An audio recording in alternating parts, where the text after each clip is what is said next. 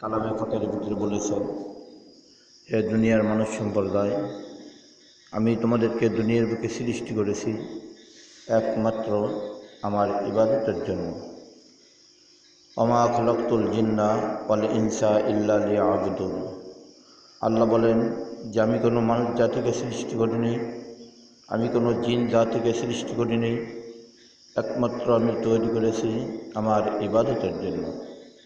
আল্লাহর ইবাদত শুধু যে নামাজের ভিতরে আল্লাহর ইবাদত নেই, শুধু নামাজ পড়লেই যে আল্লাহর ইবাদত হয়ে যাবে তাও নেই। এরকমভাবে ইবাদত করতে হলে অনেকগুলো জিনিসের প্রয়োজন আছে।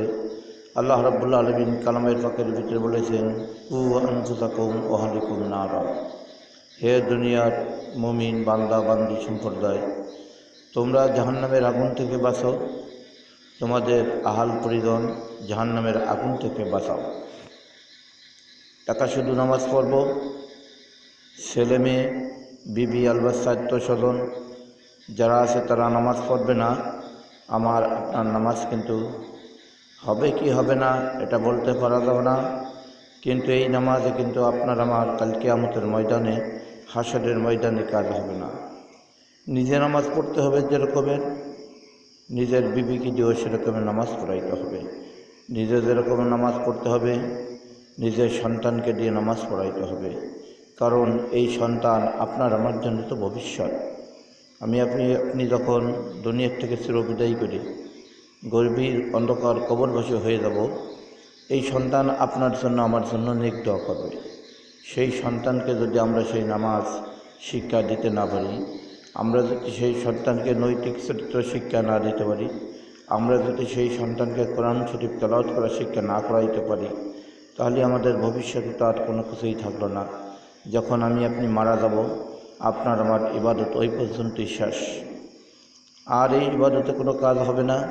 যত ইবাদত করব দুনিয়ার থেকে জীবিত থাকা অবস্থায়, পবিত্র থাকা অবস্থায় যদি আমরা ইবাদত করতে পারি, আপনার আমার জন্য এই ইবাদতে কিয়ামতের ময়দানে নয়, কবরে যাওয়ার সাথে সাথে আপনার আমার জন্য কাজ শুরু হয়ে যাবে।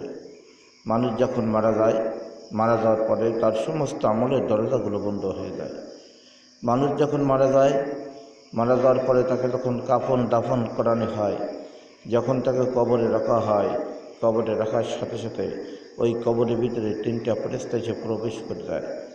মুনকার নেকির ফেরেশতারা আসে, এক ফেরেশতা জিজ্ঞেস করে আমার রব্বুকা, আর এক ফেরেশতা জিজ্ঞেস করে আমার দিনুকা, আর এক ফেরেশতা জিজ্ঞেস করে আমার নাবিয়ুকা।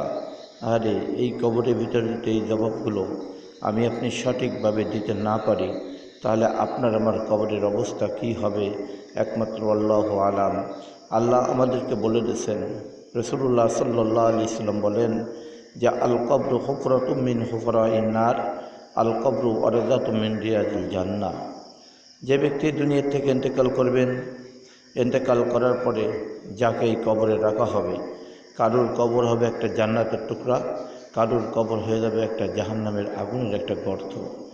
আর জাহান্নামের টুকরা আল কবর আরযাতুম মিন রিয়াজিল জান্নাহ, ওই ব্যক্তির জন্য জান্নাতের কবরখানা জান্নাতের টুকরা হয়ে যাবে যেই ব্যক্তি দুনিয়ার বুকে আল্লাহ রাব্বুল আলামিনের সমস্ত হুকুম আহকাম এবং মুহাম্মদ রাসূলুল্লাহ সাল্লাল্লাহু আলাইহি ওয়াসাল্লামের পরে তরিকার পরে নিজের সংসারকে, নিজের জীবনকে, নিজের পরিবারকে, নিজের এলাকাকে, নিজের সম্পূর্ণ জিনিসকে মুহাম্মদ রাসূলুল্লাহ সাল্লাল্লাহু আলাইহি সাল্লামের সুন্নাতের পরে আমরা যারা বাস্তবায়িত করেছি, আমরা যারা চলতেছি, আমরা যারা আমল করতেছি, আপনি যখন মারা যাব, মারা যাওয়ার সাথে সাথে আপনার আমার কবরখানা হয়ে যাবে কি ওরাযাতুম মিন রিয়াজিল জান্নাহ, একটা জান্নাতের একটা বাগিচা হয়ে যাবে।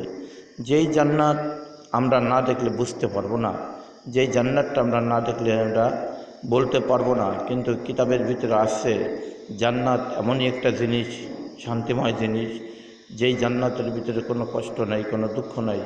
আর জান্নাতে আর জীবনে আর কোনো দিন মরণ নেই।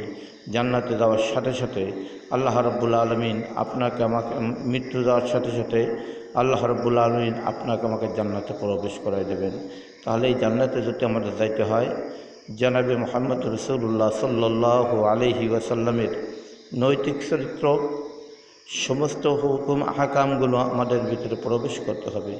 কেননা আল্লাহ রাব্বুল আলামিন বলেছেন যে কুল ইন কুনতুম তুহিব্বুনাল্লাহ ফাত্তাবিউনি ইউহিব্বুকুমুল্লাহ ওয়া ইয়াগফির লাকুম যুনুবাকুম আল্লাহু গফুরুর রহিম। আল্লাহ রাব্বুল আলামিন বলেছেন যে তোমরা যদি আমাকে ভালোবাসতে চাও তাহলে তোমরা আমার নবীর আদর্শকে তোমরা আঁকড়ে ধরো, আমার নবীর আদর্শ অনুযায়ী চলো। যদি আমার নবীর আদর্শ অনুযায়ী চলতে পারো তাহলে আমি তোমাদেরকে নাজাতের ফয়সালা করিব। আর যদি আমার নবীর আদর্শ অনুযায়ী চলতে না পারো তাহলে তোমাদের জন্য নাজাতের ফয়সালা হবে না। আল্লাহ রাব্বুল আলামিন আমাদের প্রত্যেকের নবীর আদর্শ অনুযায়ী, রসুলের সুন্নাত অনুযায়ী জীবন যাপন গঠন করার তৌফিক দান করুক। আমিন।